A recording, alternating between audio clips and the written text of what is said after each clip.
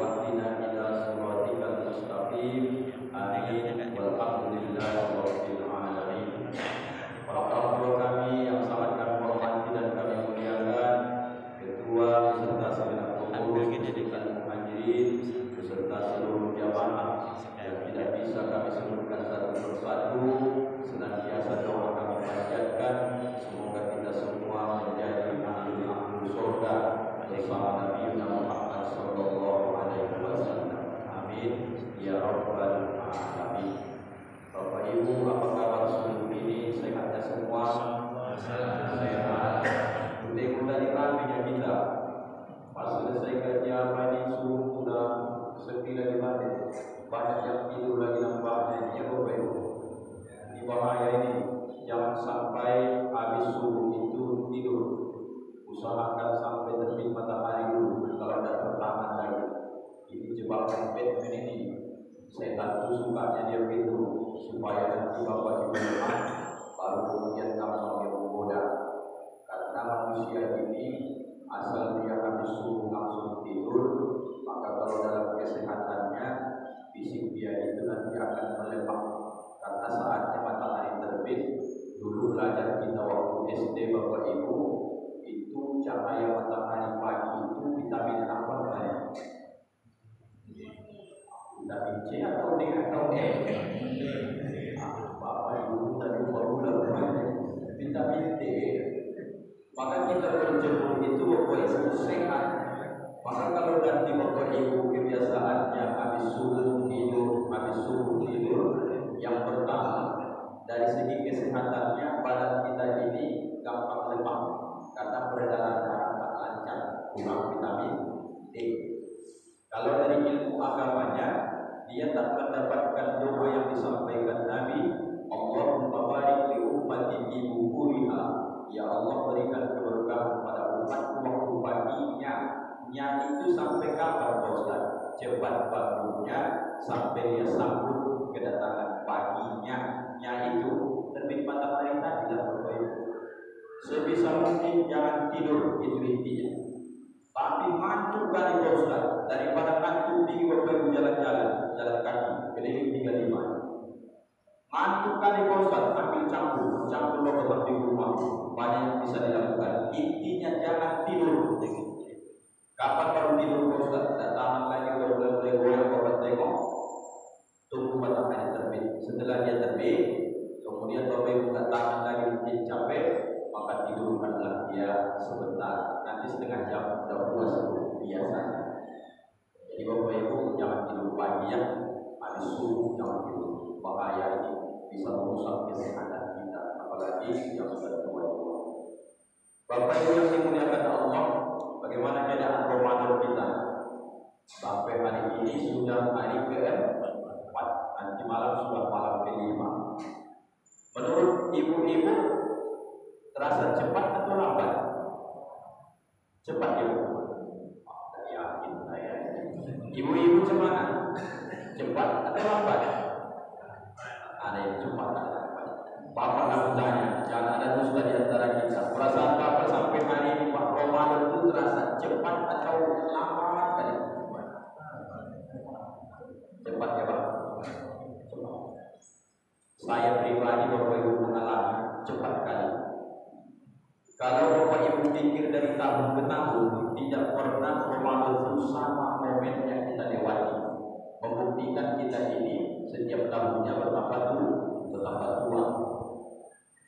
Kalau yang semalam Bapak Ibu ingat betul saya, mulai Ramadan pertama, malam pertama Ramadan itu udah langsung kita ngisi kajian di daerah Ngaso. Malam pertama sudah mulai ngisi, malam kedua, malam ketiga sampai seterusnya. Perasaan kali ini. Malah ini perasaan saya, malam pertama saya tak ngisi, langsung saya sholat di Jaya. Baru saya dengar pintu orang tua kita pengurus masjid.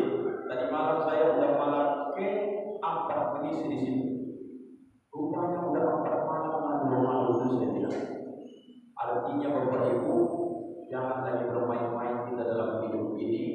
Ini bertanda hadis Nabi itu memang hari kiamat itu sudah dekat nampaknya ya. Kata disebut Nabi, alamatul sa'ah. tanda-tanda kiamat itu ya taqaribuz zaman, dibuat Allah perasaan kita berdekatan zaman masa. Rasanya dekat. Ini Bapak rasanya puasa ini hanya sampai zuhur saja. Asal habis zuhur Pak, rasanya macam mengancam aja hari itu. Habis. Apalagi Bapak Ibu yang sudah jalan-jalan, dikira Bapak Ibu tapi satu sisi menengok-nengok survei-survei lah, ya kan? Kalau jam 8 pagi, ujung Batu ini macam kota mati lah.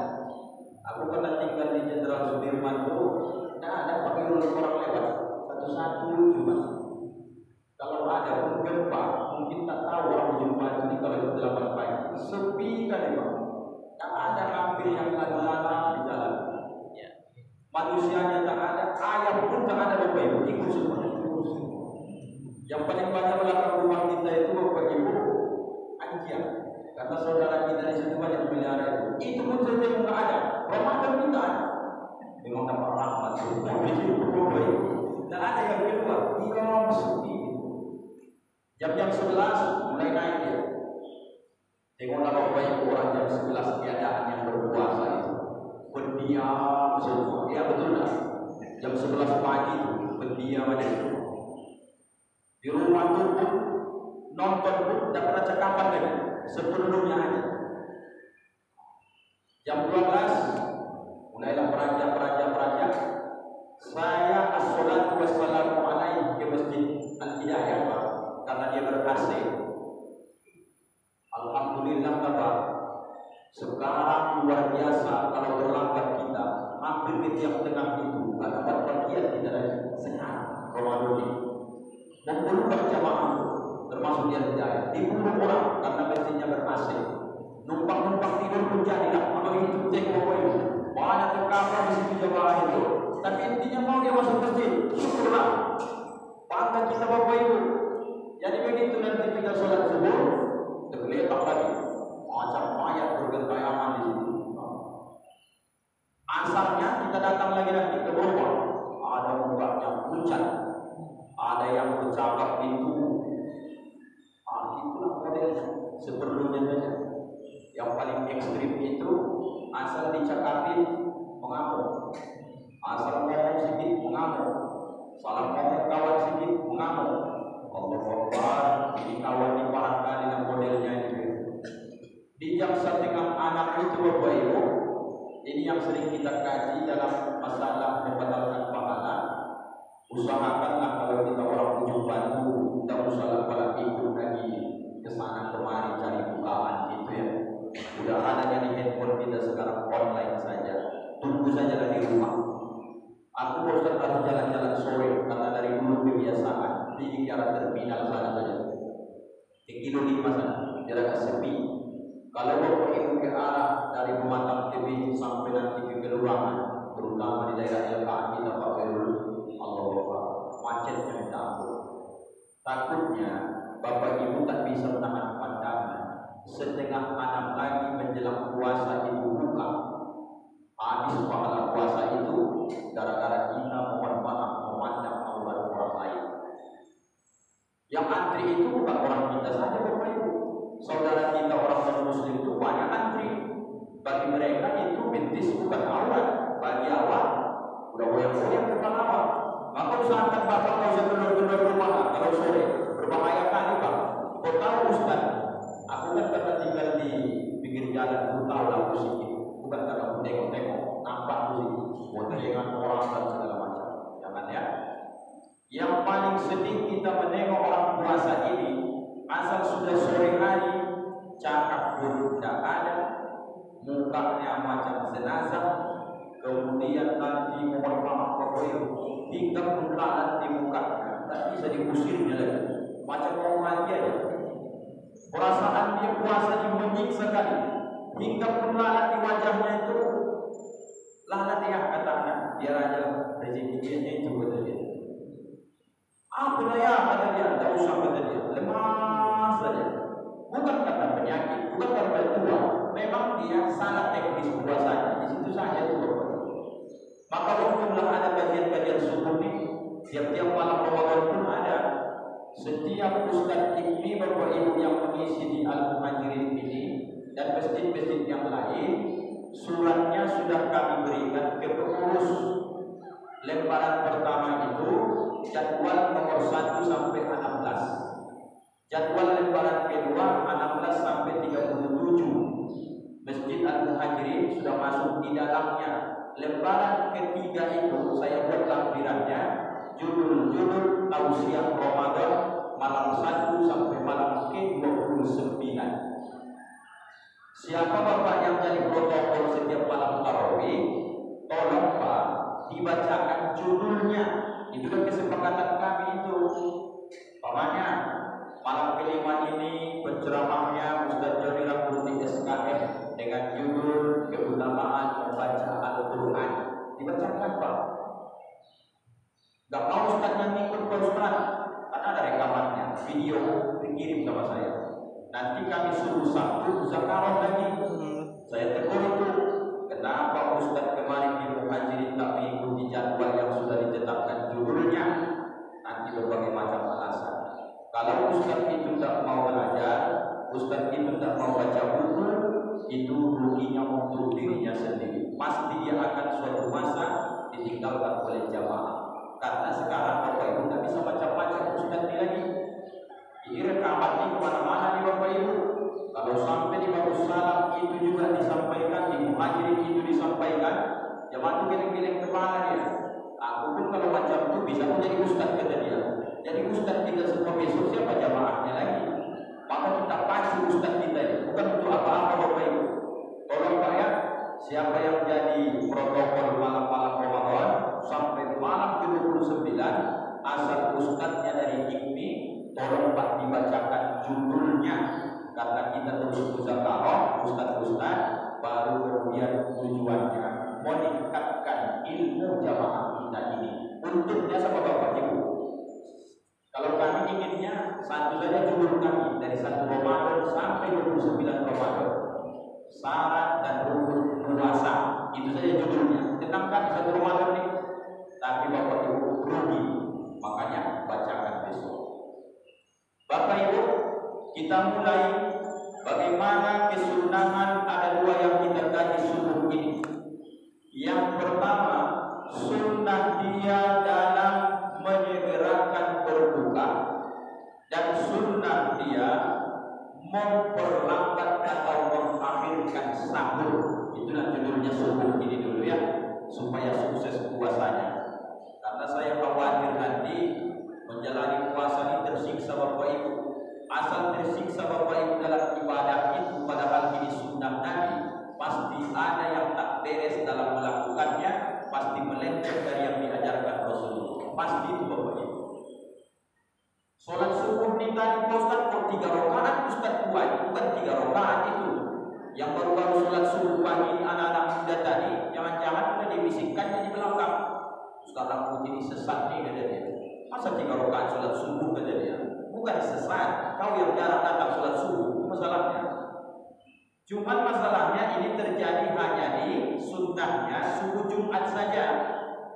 Nama sholatnya tadi tetap sholat subuh, nama sujudnya yang terkenal di ujung baju ini sujud sajadah. Yang betul nama tadi itu bukan sujud sajadah, namanya sujud tilawah.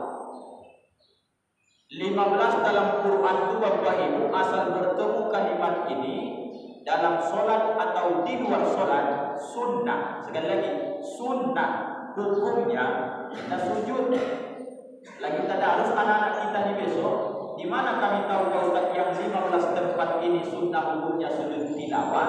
Sujud disebabkan tilawah gara-gara membaca ayat yang berkenaan. Pas nanti keliling melingkar kita ini sedang tilawah Quran, muncul bacaan itu, sunnah hukumnya kita sujud tilawah. Bacaannya itulah yang ditempel di dinding Bapak Ibu sekarang ini. Tapi pas sholat tadi jangan Bapak baca itu, bisa berbahaya itu Pak. Itu tujuannya kemarin kita buat supaya ingat jamaah ini ketika masuk dibaca. Sajadah wajah biasa dari malam wa sawwar wa sab Allah wa sawwar Laulihi wa quwwatihi tabarakallahu ahsanul khaliqin. Kenapa ini dibuat Pak Ustaz setiap Jumat subuh? Pertama, sujudlah menunjukkan tunduk patuhnya seorang hamba kepada Allah. Dulunya iblis dibahajajil yang durhaka sama Allah ini. Setelah dia tak mau sujud ke Adam, sebenarnya Bapak Ibu, hendaknya dipermasalahkan Allah masalah sujudnya. Tapi yang dipermasalahkan Allah itu, ini yang pemerintah saya kata Allah. Tapi simbolnya sujud. Maka karena sujudnya iblis tidak mau ke Adam, disimbolkanlah sampai hari ini makam tertinggi seorang hamba, paling dekatnya seorang hamba dengan Rabbnya, berjumpa dalam hadis Nabi kita Muhammad SAW, ketika seorang hamba sujud dalam sholatnya. Dari sekian banyak sujudnya, sujud yang mana itu Ustaz? Sujud terakhir dalam sholatnya, di saat itulah dia paling dekat dengan Allah Subhanahu wa ta'ala. Maka sujud terakhir itu dilamakan. Di sujud tilawah itu kenapa harus diperbanyak Ustaz? Karena bunyi hadisnya, siapa yang melakukan sujud tilawah atau sajadah yang Bapak Ibu kenal, terutama di Jumat subuh yang dilazimkan oleh Rasulullah, maka pagi ini setan, iblis dan seluruh yang tak suka kepada kita mengatakan, hancurlah, sia-sialah usaha kita sepekan yang terakhir ini. Dari Jumat semalam dia sujud tilawah, Jumat ini dia sujud tilawah, Jumat besoknya sujud tilawah. Maka kalau orangnya ini sujud tilawah, diampunkan dosa-dosanya dari pekan lalu ke pekan ini, dari pekan ini ke pekan besoknya. Maka Bapak Ibu al-hadirin seluruh keluargaku, jangan tinggalkan sujud tilawah ini. Setan iblis diusir dari surga dulu, tidak mau sujud, maka kita sujud menggantinya, maka disebutlah sujud bentuk ketaatan kepada Allah. Orang yang banyak sujud makin naik derajatnya dan dia akan masuk ke dalam surga. Kalau imam belum hafal Pak Ustaz, gimana caranya? Cari imam yang habis dari bang, bayar lagi macam kemarin. Tidak ada imam kita belum lagi ya. Ada semalam saya rekom orang dulu bendahara, hafal Quran juga beliau. Tahu hubungi pengurus atau tidak? Saya kasih nomor handphone pengurus. Pak Yudi saya kasih, tak ada hubunginya dan tak bayar. Dia apa? Dibayar saja supaya bermanfaat duit umat ini, supaya mantap kita ibadahnya besok. Sujud tilawah atau Bapak Ibu kenal sujud saja. Kalau selesai nanti kajian ini orang bertanya, apa gunanya seorang putih buat tadi pagi seperti itu? Supaya seluruh keluarga termasuk saya, dosa kita sepekan lalu, asbab sujud sajadah diampunkan oleh Allah pada pekan ini. Syukurlah kepada Allah. Kalau kita sudah melakukan sujud sajadah atau tilawah di Ustaz, kita mulailah kesunahannya di puasa ini. Menyambut pagi ini Bapak Ibu, jangan lupa Bapak Ibu habis sholat subuh seperti ini menzikirkan tentang zikir yang diajarkan oleh Qamisah Al-Bukhari. Pernah dia disebutkan dalam hadis Nabi ketika dia mempertanyakan halnya kepada Rasulullah. Ya Rasulullah, ya Rasulullah, aku ini sudah sangat tua. Berikan aku sebuah amalan yang tidak terlalu panjang, dan kemudian amalan ini bisa menyelamatkan aku dunia dan akhirat, dan kemudian amalan ini bisa juga aku amalkan dengan mudah. Kata Rasulullah, Qamisah, setiap kau habis sholat subuh, maka amalkan ini sebanyak 3 kali, kemudian kau tutup dengan kalimat Al-Qalah, la haula wala quwwata illa billahil aliyyil azim. Mudah saja Bapak Ibu amalannya. Habis subuh ini saya pandu, nanti kita baca sama-sama. Subhanallah wa bihamdihi subhanallahil azim. 1. Subhanallah wa bihamdihi subhanallahil azim. Subhanallah wa bihamdihi subhanallahil azim. 3 kali baru tutup kata Nabi dengan la haula wala quwwata illa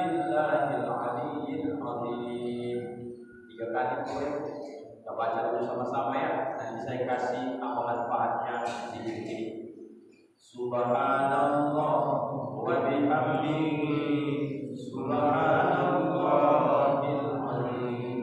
Subhanallah wa bihamdihi subhanallahil azim. Subhanallah wa bihamdihi subhanallahil azim. La haula wa la quwwata illa billahil aliyyil azim. Empat Bapak kelebihan zikir ini, terutama dari Ramadan ini ya. Pertama, siapa yang menzikirkan ini 3 kali seperti yang barusan kita zikirkan tadi selepas sholat subuh, paslah macam sekarang ini. Nomor 1 kata Nabi, Allah berikan sama dia, diangkat dari pikiran ini keresahan yang berlebihan. Keresahan Bapak Ibu dengan saya beda Pak. Keresahan Pak Boy tua ini dengan umur 35 tahun seperti ini beda Pak. Keresahan Pak Boy biasanya penyakit, betul tak Pak? Asal kena Bapak sedikit rematik itu, khawatir Bapak, ya Allah, sempat tergeletak aku. Apa ada orang yang mau urus besok ini? Khawatir. Kekhawatiran usaha putih ini beda lagi. Anak-anak mulai sekolah, mikir saya, ini sempat anak-anak besok sudah masuk tingkat SMP, SMA. Sekarang anak kelas 3 SD, anak sudah 3, rumah belum ada, kebun sawit belum ada. Semana ini datang dia, inilah setan. Ibu-ibu lain lagi keresahannya, pasti beda. Anak 1 ibu masih cantik, anak 2 masih, anak 3 mulai macam mana-mana modelnya lagi. Makin tua bukan makin bagus kita di Bapak Ibu. Apa kekhawatiran ibu istri ini? Takut dia tidak suka lakinya nengok dia lagi. Takut dia lakinya sudah mulai agak menengok ke sebelah lagi. Ini khawatir juga di Bapak Ibu. Maksudnya gimana Pak Ustaz? Manusia ini peluang kekhawatiran dia berlebih dalam hidup ini besar Bapak Ibu, karena Nabi tahu. Itulah yang dirasakan oleh Komiso Al-Mubarak sahabat Nabi.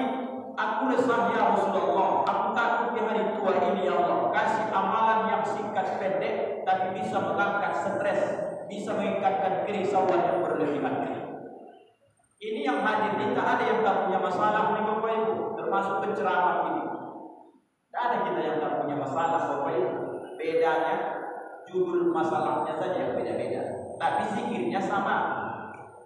Bapak pagi ini bermasalah ekonomi, zikirnya ini juga. Ustaz Putih bermasalahnya khawatir menengok anak-anaknya makin besar, biaya makin banyak, ini juga.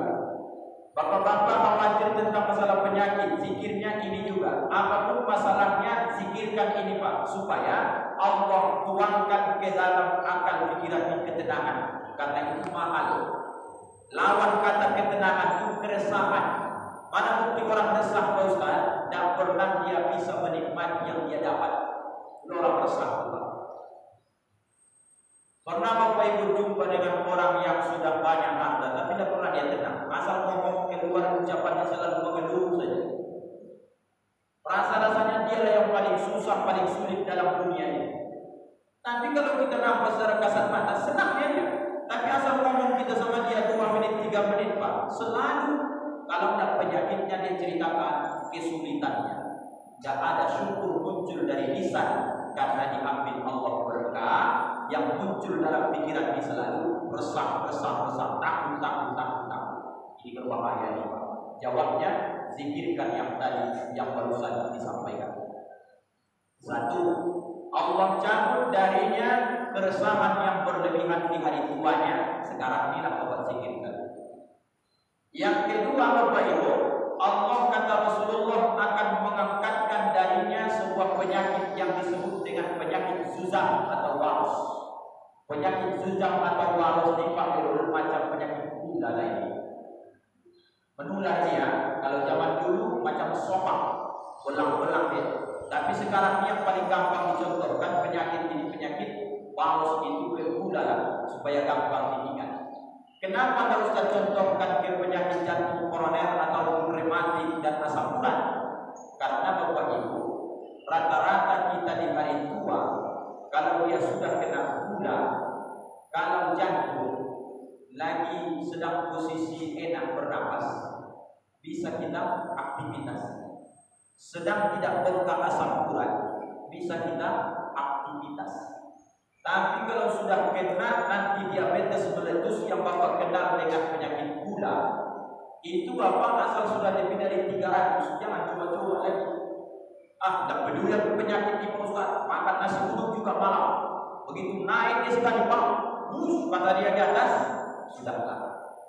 Asal Bapak Ibu sudah tergeletak nanti di atas 3 pandan itu, disitulah baru Bapak Ibu rasakan sadar bahwa hidup pertama ini lemah, dan mulailah Bapak Ibu sadar saat itulah siapa orang yang betul-betul sayang sama kita. Ini saudara kunci mau Bapak Ibu hadir mendengarkan tausiah saya, karena saya masih sehat saja ini. Kalau saya sudah sakit besok seteruk kena gula, Bapak tak sempat nengok saya lagi. Banyak tugas Bapak lagi. Ibu pun begitu juga. Banyak tugas ibu-ibu yang mau Bapak Ibu selesaikan. Bukan masalah Bapak Ibu tak sayang menengok saya, tapi waktu Bapak Ibu tak ada untuk saya lagi. Di saat kita sakitlah Bapak Ibu kita sadar bahwa kita dilemah, kita di makhluk Allah, dan saat sakit muncul yang pertama, keresahan-keresahan muncul. Ya Allah, rupanya anak-anak yang mati-matian itu berjuangkan, rupanya begitu aku sakit lemah dan ada yang mau menunggu 24 jam di sisiku, sibuk mereka masing-masing. Istri yang mati-matian ku turuti semua keinginannya. Begitu aku sakit, alhamdulillah. Kalau suami yang sakit 2 bulan, 3 bulan, bahkan bertahun-tahun, fakta di lapangan membuktikan Pak, istri ini paling setia merawat kalau suami yang sakit. Yang saya khawatirkan itu ibu sakit dan suami saya tengok mau ikhlas. Ikhlasnya paling sebulan, 2 bulan, 3 bulan. Kalau dia setahun udah mulai agak-agak lain. 2 tahun kemudian udah mulai diantarnya itu. Nampaknya deh ini duit menipis. Jadi kemana Pak? Daripada sakit kau terus bentarkan kau ke rumah mertua dulu, aku sambil cari duit. Nanti ada duit aku kasih ke sana. Tinggal di rumah ibu aja ya. Begitulah kejamnya dalam kehidupan di Bapak Ibu. Apa tujuan Ustaz ini? Aku mau selipkan sedikit Pak, supaya di Ramadan ini juga kita dapat sunnah Nabi. As-shawmu, puasa itu kata Nabi bisa mengantarkan kita supaya menjadi kita sehat. Bagaimana caranya Pak Ustaz?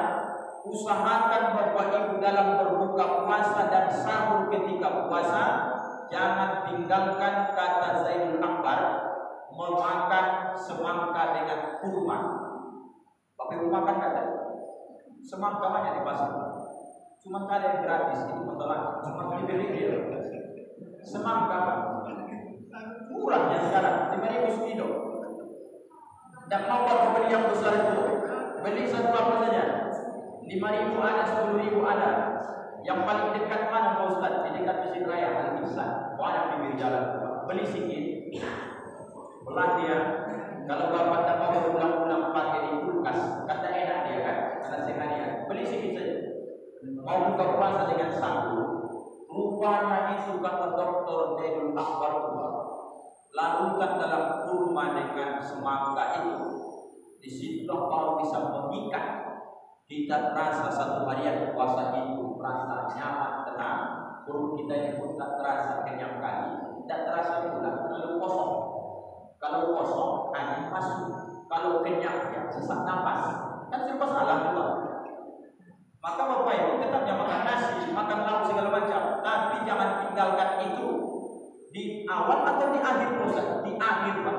Sebiji kurma dan sedikit semangka. Di blender puasa jangan makan.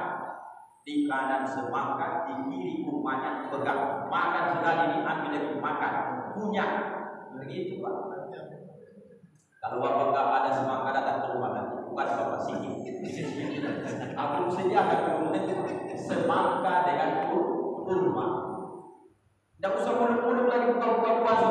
makin banyak bapak mohon maaf nanti tersinggung pula orang yang jualan gorengan kan. Kalau gorengan bapak hantam di rumah lo ditengoklah Pak. Yang pertama peluang bapak naik nanti kolesterol besar kemungkinan lah karena dia minyaknya jelantah bolak balik. Yang tersinggung yang jual gorengan ya. Ini sudah ciri khas kita ini. Makan risol silakan, makan bakwan silakan, tapi jangan berlebihan Pak. Kalau sudah makan itu, apa mengurainya Pak Ustaz? Risol tadi minyaknya keluar, bakwan tadi, tahu tadi begitu juga.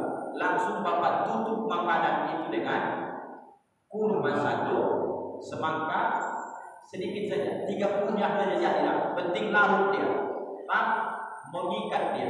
Kalau masakan orang kesehatannya, kalau dia larut di perut, ada ion-ion di sini diikatnya. Jadi kita terasa Bapak Ibu, mohon maaf ini jangan tersinggungnya. Bapak yang sudah mulai terasa perut itu agak-agak mulai tak nyaman lagi. Bukan saya bilang buncit ya, mulai tak nyaman ya. Karena Bapak Ibu buncit itu relatif saja. Ada orang begitu makan dia sedikit saja, memang begitu postur tubuh dan bisa dielakkan coba. Kalau seorang putih kata buncit-buncit, saya susah Pak. Saya bekerja terus, makan tak buncit-buncit. Yang saya makan dengan kerja saya berlebih kerja saya, makan tak buncit-buncit. Orang biasa kalau bawa mobil jauh-jauh bisa buncit ya. Saya tak, kecil perut saya. Apa amalan Ustaz? Saya tak mau kasih tahu bahwa saya itu kalau malam mungkin banyak sholat tahajud Ustaz ya. Tidak kesana tingginya Pak. Saya makan itu Pak. Saya usahakan itu bagaimanapun harus saya pikirkan tahu porsi saya. Lebih bagus saya sering nanggung dibandingkan nanggung secangkir besar baru makan saya. Karena itu diajarkan Nabi Pak. Makanlah sebelum lapar, berhentilah sebelum kenyang. Kalau dimakan sedikit Pak, pengen lagi, apalagi di pesta. Tidak pernah sejarahnya Pak di pesta udah dahulu, ya kan Pak? Maka di pesta itu sedikit awak ambil supaya pengen lagi, tapi jawab untuk diri awak sendiri biar sehat awak. Rupanya begitu Pak dimakan tadinya lalu kurma dengan semangka tadi diikatnya perut ini baru terasa padat dia, baru masuk hadis Nabi. Perut Nabi itu Pak dibagi menjadi 3, sepertiganya untuk nafas udara, sepertiganya untuk makanan, itulah yang minuman tadi, sepertiganya untuk apa lagi Pak? Nah, itu isi laut bernapas Pak, sisanya itu kalau udah diisi dia sepertiga di sisinya itu asal berlebih dari yang 3 ini nanti Pak, tengoklah kalau tidak sesak nafas pasti Bapak itu asing sedikit menguap aja. Siang hari pun menguap, pagi hari apa lagi, jam 11 malam apa lagi. Ini berbahaya kesehatan kita ya. Saya kasih sedikit amalannya. Penutup makanan kita sebaiknya buat dulu kurma dengan semangka. Tidak usah banyak-banyak, sedikit saja. Penting ada supaya larut ya. Kalau nampak kita iklan-iklan di TV itu Pak, macam magnet dia itu, ditariknya kotoran-kotoran itu, maka kita menjalankan puasa di Pak normal-normal saja. Nanti jam 12 siang biasa saja. Nanti saya kasih Bapak Ibu amalannya supaya tetap kuat.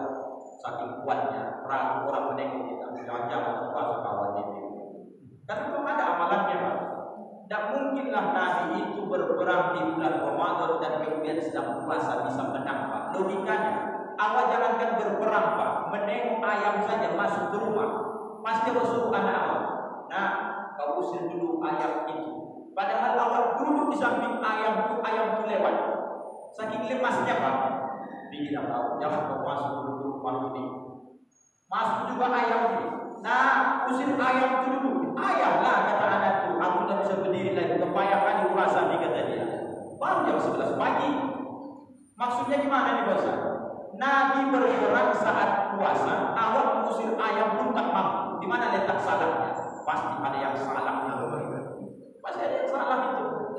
Maka orang selalu menganggap Ramadan bulan bermalas-malasan, Ramadan bulan tidur-tiduran, Ramadan bulan santai-santai. Santai-santainya boleh, tapi untuk ibadah.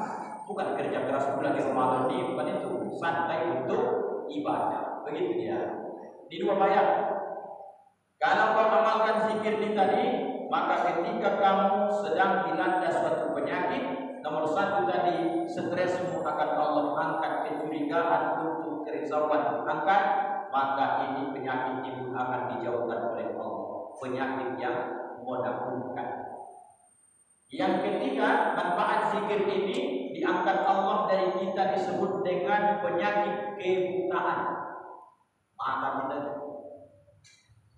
Maka Bapak Ibu dalam kitab Abi Jamrah itu, dalam kitab hadis, mudah-mudahan diingat kaji di balik yang sudah dapat amalkan, jangan tinggal-tinggal Pak. Azan ini bukan sebarang jawab begitu saja Pak. Tapi dalam azan itu dari 3 manfaat luar biasa. Satu saya kasih sama Bapak sama Ibu yang sudah pernah mungkin mengamalkan, lanjutkan ya Bapak Ibu ya. Menjaga pandangan mata. Ketika azan itu berkumandang di kalimat yang kedua, wa asyhadu anna Muhammadar Rasulullah, kita menjawabnya wa ana asyhadu an la ilaha illallah wahdahu la syarika lahu wa asyhadu anna Muhammadan abduhu wa rasuluh raditu billahi rabba wa bi Muhammadin nabiyya wa bil islam dina. Pernah saya ajarkan ini. Baru Bapak Ibu dekatkan 2 jempol tanganmu ke wajahmu. Kemudian kau baca dalam kitab Abi Jamrah, yang mengamalkan ini sampai dia meninggal takkan Allah ambil penglihatannya. Satu riwayat menyebutkan takkan kabur pandangannya sampai dia hari tuanya. Satu riwayat menyebutkan takkan buta dia sampai akhir hayatnya. Apa bacaannya Pak Ustaz? Marhaban bi habibi wa qurrata aini Muhammad bin Abdullah sallallahu alaihi wasallam. Berapa kali Pak Ustaz? 3 kali. Marhaban bi habibi wa qurrata aini Muhammad bin Abdullah sallallahu alaihi wasallam. Sekali lagi. Marhaban bi habibi wa qurrata aini Muhammad bin Abdullah sallallahu alaihi wasallam. Dalam hadis itu saya baca, maka diciumnya lah punggung dari jempol tangannya ini. 1, 2, 3. Barulah dia usapkan ke kelopak matanya. 1, 2, 3. Maka dijamin tidak akan buta matanya sampai tua. Satu riwayat menyebutkan tidak akan rapuh matanya sampai dia meninggal dunia. Hafalnya Bapak Ibu. Menyenangkan hati saya, bilang aja hafalkan supaya jangan panjang-panjang kali ceritanya. Hafalnya. Tidak hafal Bapak Ibu, ada videonya ini. Saya tidak bisa memerintah manajer saya karena ini yang di depan saya ini. Saya karyawan yang mereka jadi membantu saya. Jangan mentang-mentang saya penceramahnya bisa saya atur kamu susah kamu putra, tidak bisa. Saya hanya berceramah, mereka rekam mana yang bermanfaat, mereka potong, mereka share supaya bermanfaat bagi jamaah kita. Artinya Bapak Ibu, kalau tidak hafal bacaan yang barusan saya ajarkan ini, tonton videonya balik. Jangan lupa subscribe, like, and share. Yang terpenting saya makin mantap ya, kan begitu. Itulah caranya. Jadi orang yang mohon maaf Allah ambil penglihatannya ini Bapak Ibu. Di saat itulah kita mohon maaf sedang bertanya ke dia, Pak, ya, bagaimana perasaan tak bisa menengok dunia ini? 2 jawabnya. Ada yang mengatakan, aku berterima kasih Pak Ustaz sama Allah diambilnya penglihatan. Berterima kasih, tidak bisa kau tengok mana masjid, mana rumah, mana tiang PLN, mana paret. Bersyukur Pak Ustaz, bersyukur Pak. Pasti besok orang yang di dunia ini Allah ambil penglihatannya, tentu tak ada hisab terhadap mata. Macam mana dia menengok? Macam awal sekarang ini menengok betis anak gadis orang, ya dapat. Mana bisa? Orang kita bisa melihat. Maka jangan satu sisi awal menengok, asal orang kita melihat, oh kena laknat nih. Belum tentu Pak. Justru dia bersyukur satu sisi. Kalau iman yang berkata, maka orang yang mohon maaf tuli, tak dia dengarkan suara yang maksiat. Orang yang mohon maaf Bapak Ibu diambil penglihatannya, tak ada peluang dia menengok maksiat. Mohon maaf, yang Allah ambil pun suaranya tak bisa dibacakan. Tidak ada kesempatan dia menggosip. Awalnya menggosip sana, gosip sini kan karena ada suara awak. Gimana awak menggosip kalau tak ada suara? Awak selamatkan orang Tapi kita yang sehat-sehat ini Bapak Ibu, tunjuk tangan aja makan. Ada Bapak Ibu pagi ini yang berdoa sama Allah, ya Allah bukakan aku. Ada Bapak Ibu? Pasti Bapak Ibu tidak mau. Ya Allah tulikan aku. Jangankan buta, jangankan tuli Pak. Terganggu saja pendengaran di sikit, bolak-balik Allah di hati. Cek dulu Pak dokter, rasanya udah mulai agak berdengung telingaku nih. Aku takut nanti yang satu ini tak fungsi. Tapi kan ada satu lagi kata dokter, aku tidak mau. Nanti kalau yang satu ini mendengar lain dia dengarkan, dan sebelah sini kan dengar dia lagi. Ratus jutaan itu pasti Allah keluarkan mengobati pendengaran nih Pak. Maka tidak mungkin awak doakan ya Allah tulikan aku, ya Allah butakan aku. Tidak mungkin itu Pak. Tapi ketika Allah kasih itu, jangan awak keluhkan. Bisa saja Allah sayang supaya awak tak ada hisab perhitungan tentang telinga dan juga mata. Tapi Bapak Ibu yang dimuliakan Allah, sekali lagi yang sehat-sehat ini termasuk Ustaz yang berceramah ini, kita amalkan ini Pak.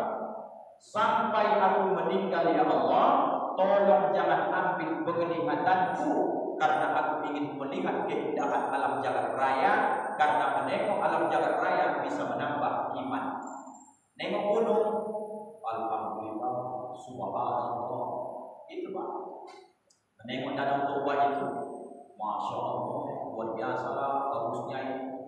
Begitu awak tengok sekali Pak, yang terpikir awak bukan danaunya yang indah, tapi langsung awak pikirkan yang dia ciptakan saja begitu indahnya, apalagi yang menciptakan. Maka orang beriman dengan orang Batak Toba yang di Toba sana, yang sudah sampai Bang Istri sudah sampai ke dalam Toba, saya tengok ya Bang, sampai ke Toba itu belum ada Bang indahnya itu kalau dibandingkan dengan zat Allah itu maha indah. Allah Akbar. Jadi kalau kita menengok sesuatu ciptaan indahnya, berapa lipat ganda, jutaan, ribuan lipat ganda indahnya Allah itu. Tak terbayang. Maka disebutkan jangankan Allah, ciptaannya berupa surga pun, mala ainun ra'at wala uzunun sam'at wala khatar bi qalbil basar. Kalau masih bisa kau lihat dengan matamu, itu belum indah. Kalau masih bisa kau pikirkan dia terlintas, belum indah itu. Atau bisa mungkin kau ceritakan dia, belum indah itu. Sampai itu Pak indahnya surga itu, apalagi yang menciptakan. Maka orang beriman menengok yang takjub-takjub, pasti yang keluar dari lisannya, pasti dia menyandingkan kalimat dengan Allah. Kalau enggak dia baca alhamdulillah, ada Allah. Kalau enggak itu subhana Allah, ada Allahnya. Kalau dia nanti menengok lagi masya Allah, ada semua Allahnya, Allahnya. Itu beda kita dengan orang yang di sana itu. Kalau dia enggak, beginilah hebatnya dunia ini, mantap kali tengok katanya. Beda Pak. Maka orang beriman Pak. Nah, yang terakhir Pak, dijauhkan orang yang menzikirkan subhanallah wa bihamdihi subhanallahil azim. Yang ketiga dia tutup dengan kalimat awalan, penyakit akwal. Apa penyakit akwal ini? Mohon maaf Bapak Ibu, penyakit kelumpuhan. Ini pun awak takutkan di hari tua ini Pak. Gejala stroke itu Pak datang, itu berawal dari seringnya Pak kaki kesemutan. Saya ulang sekali lagi Pak, gejala stroke itu datang, itu sinyal-sinyalnya, gejala awalnya pasti sering kesemutan. Maka kalau Bapak Ibu, saya mendapat penyuluhan dari Dinas Kesehatan, setidaknya adanya di alam dekat-dekat kita ini sebenarnya obat-obat yang sudah disediakan, cuma ilmu kita tidak sampai.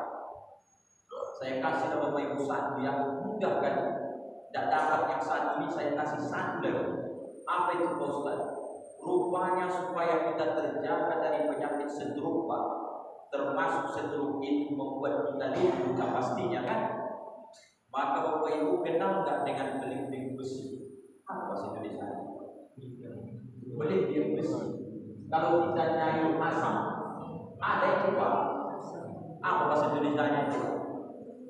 Belimbing besi. Kalau kami segini-segini, apa yang saya?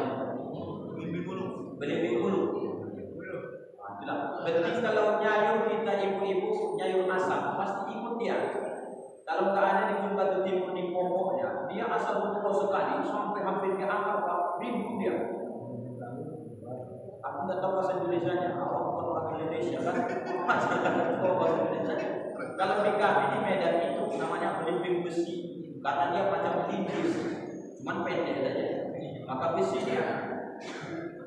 Kalau bapak nggak dapat di Jumlah Timur ini, beli di pasar pagi-pagi tadi di lapak-lapak nenek-nenek itu jualan orang-orang tua itu, bukan di grosir adanya itu Pak, jualan orang-orang tua kecil-kecil. Bagaimana caranya Pak Ustaz? Saya yakin Bapak Ibu pasti bahwa itu sangat asam campur sepat.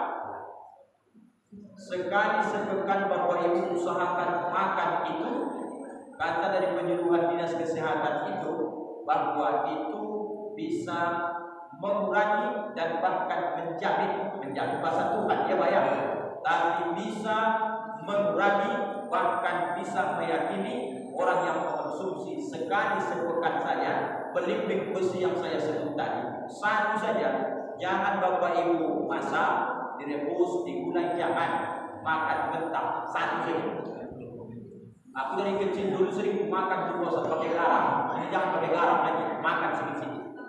Oh ya Allah, aku pikirkannya saja bukan apa-apa. Ambil yang kecil saja. Kalau Bapak mau sehat, satu saja Pak, sekali sepekan. Ini ilmu ece nampaknya nih, kata Bapak tidak. Saya cari ilmunya ini. Makanlah itu Pak. Kalau susah rasa Bapak itu, saya kasih yang lebih susah lagi. Oh, lebih mudah Bapak.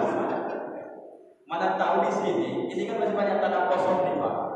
Apa Pak Khairul nama bahasa Indonesia kampung-kampung? Kalau kami kampung-kampung namanya. Dia Pak, apalah bahasanya kalau di sininya. Dia Pak tumbuh dia di kebun sawit. Kemudian dia itu lunak kali batangnya. Kalau dia masak, dia pasti kuning sama hampir merah marun. Diambil, dimakan Pak. Apa namanya itu Pak? Aku tidak tahu bahasa Indonesia. Itu dia Pak. Cepuan.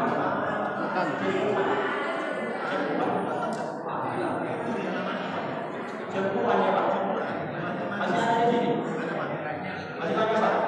Nah, itu Bapak Ibu. Kalau bisa dia diambil satu yang masak dari pokoknya, bagus. Tapi kalau Bapak Ibu jumpa dengan tanaman itu, jangan Bapak Ibu bunuh, jangan disemprot, biarkan dia.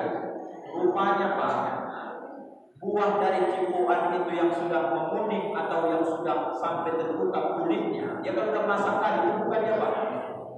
Itu tidak terlalu manis, tidak asam-asam kali, ampar kalau bahasa kami ya Pak, dimakan. Itu pun Pak, ganti dari asam belimbing besi tadi, diganti dengan itu silakan. Mana Bapak Ibu yang paling cepat mendapatkan dua benda ini? Khasiatnya sama, makan dia sekali dalam sepekan. Untuk sekali Pak, nanti mencerita keluar sekali sepekan. Kapan aku dapat dosa? Nanti pas mau buka puasa, makan dulu. Insya Allah nanti kaki-kaki yang sering asal dilipat itu kesemutan dia, lambat-lambat Pak hilang. Kenapa Bapak kesemutan? Jawabnya karena darah tak lancar. Nanti saja itu. Kenapa Bapak kram kakinya? Darah tak lancar. Melancarkan itu apa? Rupanya ada di kampung awal dulu. Awal begitu waktu kecil itu manjat-manjat pohon itu. Nah ada macam sekarang Pak sebakar dulu ya Pak. Ibu makan dulu. Maka saya sering mengeluh, kenapa orang dulu sehat-sehat Pak Ustaz? Makanannya itu saja.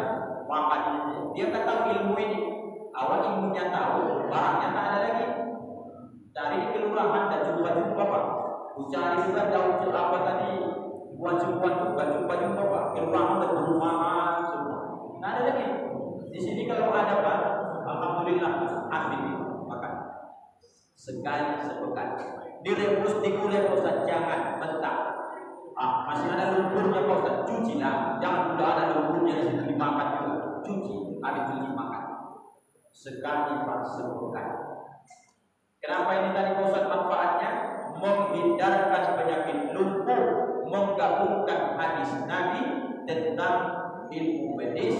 Rupanya alam jagat raya ini terbentang, obat itu ada di sekeliling kita, cuman ilmu kita tak sampai karena Allah menyebut dalam Quran, wa ma utitu minal ilmi illa qalila.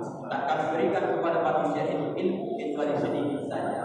Ini sudah disampaikan, Pak, amalkanlah. Kalau dah Filipin besi Pak Khairul ada daerah sini. Aku pulang ke bawah kasih begitu. Ada daerah sini.